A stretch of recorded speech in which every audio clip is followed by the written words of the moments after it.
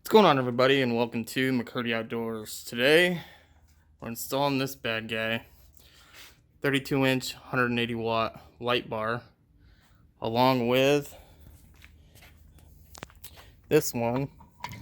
It's about a 200-watt triple row LED 15-inch onto both the front bumper, and this one's up top with a few different brackets. And all I did was I utilized where the roof bolt is right here and drilled another hole for the back brace, and then I also drilled a hole for the actual cord to go through. And my plan is to go down the roll bar, connect everything up electrical, and run each light off independent switches. So we'll start getting everything mounted up and start the wiring process.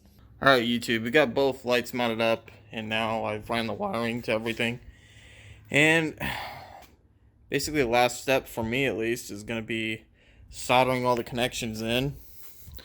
The light bars I bought just come with a stripped off end, and I'm going to connect it to the actual wiring harness and switch that I bought. And I believe I bought Nilight wiring harnesses with switches. So, not really sure on the brand. I don't think there's really much difference. I think they're all made in China. So, alright guys, everything is wired up. I ended up going through the actual hot for both switches. Here's where I put the inline relays. This wiring harness also came with inline fuses. The reason I went with a hot was because when I put it on the accessory terminal, which is the far left one, my terminal fuse, which is a 10 amp, kept blowing on startup. So something to keep in mind. The only thing I have wired to it besides the two lights is the winch. So if somebody runs into that, just wire it hot.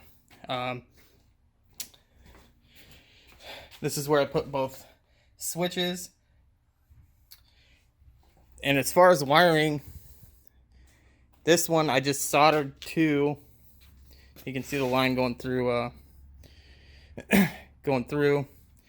and I soldered and heat shrinked and then taped the connection from the wiring harness to the light bar, and that just runs up.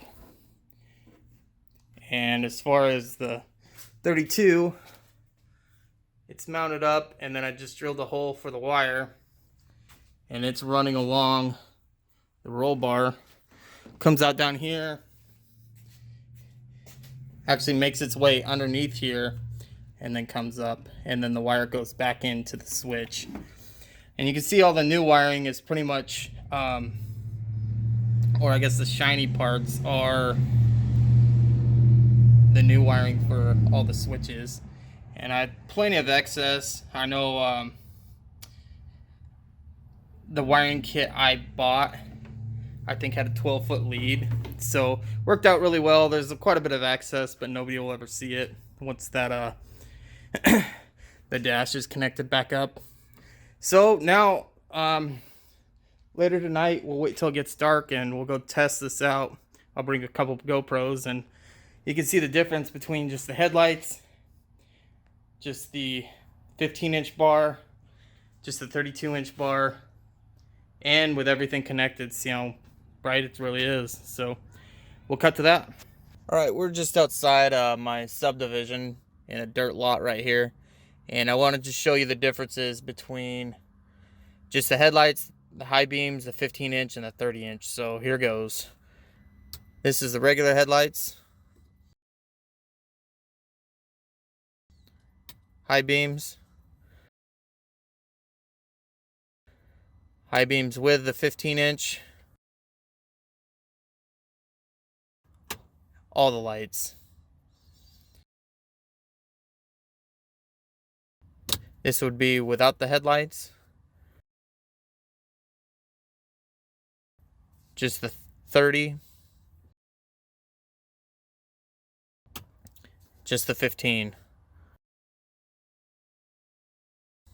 high beams with a 15. And this is the high beams with the 30. Quite a bit of light. Pretty impressed because these are pretty cheap light bars considering they're not a rough country or a rigid.